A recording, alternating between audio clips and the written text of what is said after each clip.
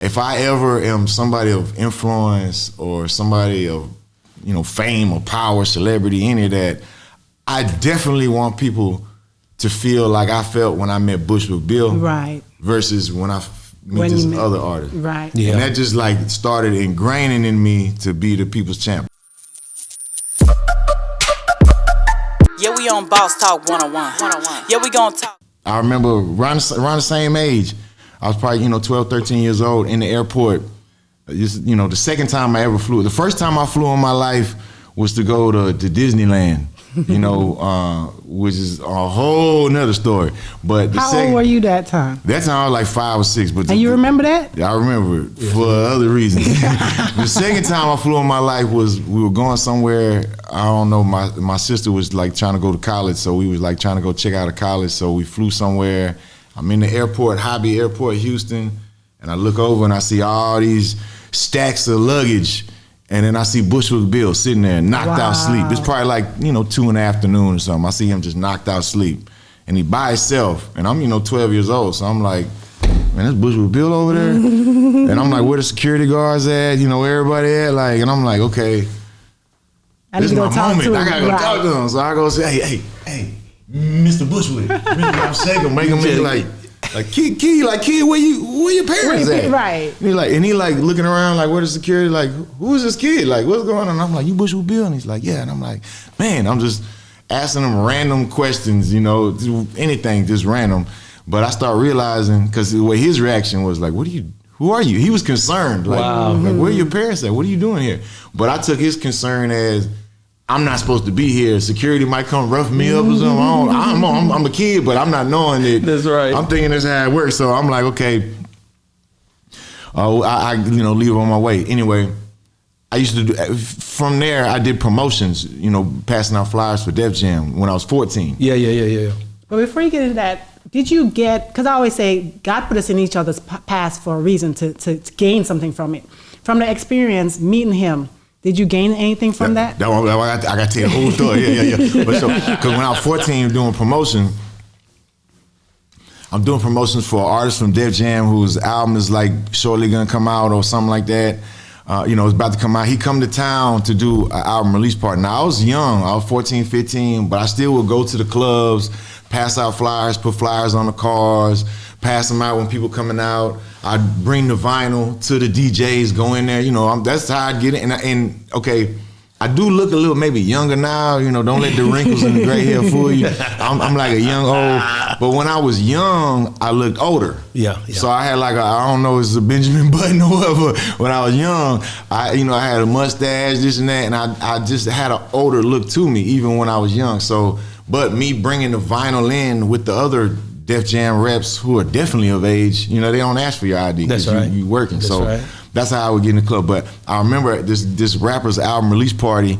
He came and I'm the only one passing out flyers, putting posters up, doing everything. Nobody else, they didn't care about that. It was on the A account, the main accounts. But this guy, I was like, I'm about to go all out for this guy. And then I met him and I'm like, hey, what's up? I'm the one, passing out your flyers, putting your posters up. And he just shunned me, what I'm saying? Did me a little wrong. Well, I look back at it now, and that's why I take a lot of care in when somebody does some type of I'm aware of because I don't know who they are. Maybe that guy didn't know who I was. He didn't know I was the only one doing that for him. But he didn't care. Also, But I remember in that moment thinking, okay, if I ever am somebody of influence or somebody of fame or power, celebrity, any of that, I definitely want people to feel like I felt when I met Bushwick Bill. Right. Versus when I meet this other artist. Right. Yeah. And that just started ingraining in me to be the people's champ. Then growing up with Chameleon too, we were a yin and a yang. And he's the same way like you. No, he different. That's what I'm saying. He's the opposite. He's the opposite. Yeah, he's the opposite of terms. Look, he's still a great guy, of course, all those things, but in terms of me being friendly and the people's champ, I was the good cop, he was the bad cop. So when people want to call us for shows or something, I'm the one that'll be like, oh yeah, we can work it out. We're available that date, whatever. No. And Camino would be the one, yeah, we available that date, but it's gonna cost us this because we got this and that. He was the shrewd negotiator. But y'all complimented each other. We absolutely complimented each other. Right. And I really felt like the more I seen that there was differences, then it was like, okay, well, we need to lean into the differences because those are our strengths. And when we come together, that's when we become Thanos, or whatever. Yeah. Because I used to always wonder, because this is, coming from a consumer part of view, whenever I meet people who are celebrities, especially in the entertainment industry, and, you run up to somebody, oh, can I get your autograph? Or, just want to have a discussion and they brush you off or a bad attitude and stuff. And I'm like, but you sign up for this. I understand that you're a human being and we all have bad days. Yeah. Well, say, I'm having a bad day today, such and such. We'll understand. But when you're mean to a person who is buying your albums, who is doing this, who is doing that, they now no longer want to listen to your music, no longer, are now telling everybody, oh, he's terrible or she's terrible. Like, why enter into this career? I never understood that. I have always understood, though, that once you go into the spotlight, you relinquish, you give up all your rights to privacy. There's still some, thing like, hey, some people violate my privacy in certain areas. We're gonna be fighting them. It's gonna be going down. But for the most part, you kind of give up those. Like now, I'm on other people's time. If somebody spot me, it's different than an athlete too. The athletes get paid directly from the owners, right? So they do care about the fans, but the rappers or entertainers, our money comes directly. Even if we get paid from promoters or record labels, it's all based off of the fans' love. So we really have more of an obligation to take care of. At least that's my perspective. Mm-hmm. There are other people who feel like fans get out of line, this and that. Whatever. Sometimes they do get a little, maybe. But I mean, for the most part, this is something I try to.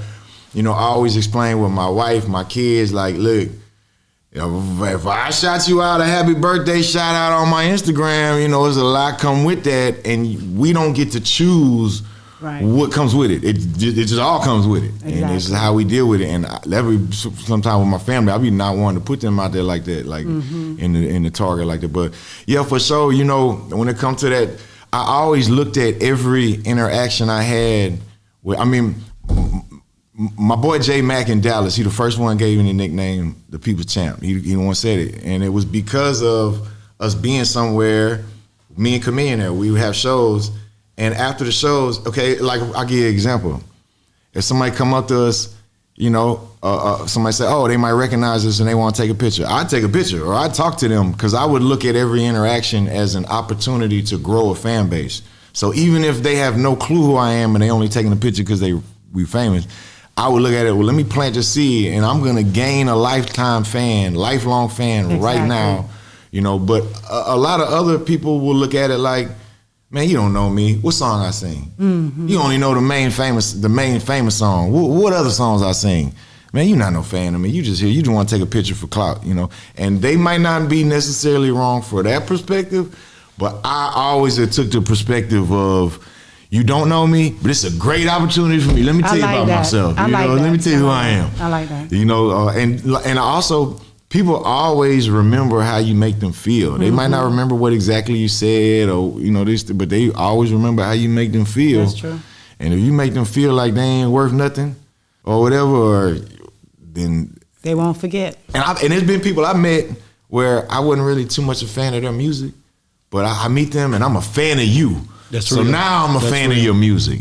And same, I've met people who I'm a huge fan of their music, but man, they rub me the wrong way. Man, I ain't never listening to their music again. I always feel like, I guess I be looking at it from a perspective of people or they have a lot going on or people are getting approached all the time. So I always respect that fact, I guess, because, I know already you guys, not just you, but a lot of those people we dealing with, they getting that every day, bro. Y'all getting that all the time. So I guess I'm different. I'm looking at it as, hey, man, maybe you don't want to be bothered. I've missed out on opportunities just to say, hey, man, maybe to do. And I might have not even, probably should have spoke to him. Me too, bro. That's the thing. That's the biggest thing with me is I'm going to speak to every single person that come talk to me. But if I see somebody else that's a celebrity, I'm not saying nothing. But the reason why is I don't want to get embarrassed. No, that's it. I don't want to go up there and the security like, nah, you can't come over here or something. Yeah. Or the celebrity is like, man, I don't care about you or whatever.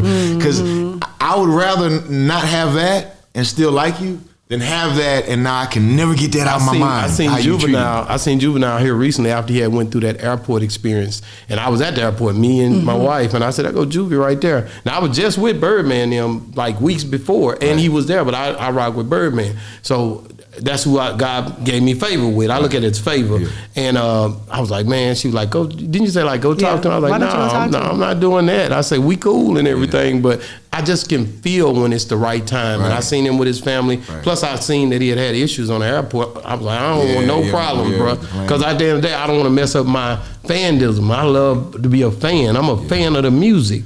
So I ain't going to never mess that up, even with Bun. But let me ask you a question, though, because a lot of times you tell me you move when God tell you to move. Yeah. But sometimes our fear can stop us from moving when God tell us to move because we're so fearful of That's real. a reaction or something like that. Absolutely. So, like, how can you differentiate, okay, am I moving because, am I stopping myself because I'm stopping myself, or is God really working through my wife to tell me to go do this? You know, how do you know? I've been blessed to have somebody like Goo around me who also is like I'm yin, he's yang. Like we the yin yang twins. So he running up on him. Shout out to the yin yang twins. We the yin. Now, he's the one who will be like, "Hey, to go such and such over there," and I'll be like, "Man, I don't know, man. I ain't seen them." You know, it could be anybody. Could be Kanye West. Could be Nelly. Yeah, you know, man. Nelly, I don't know, man. I ain't seen him in a while, man. I don't know, man. He ain't gonna want to speak. And Goo will be like, "What do you mean? That's Nelly. What do you mean? That's our boy.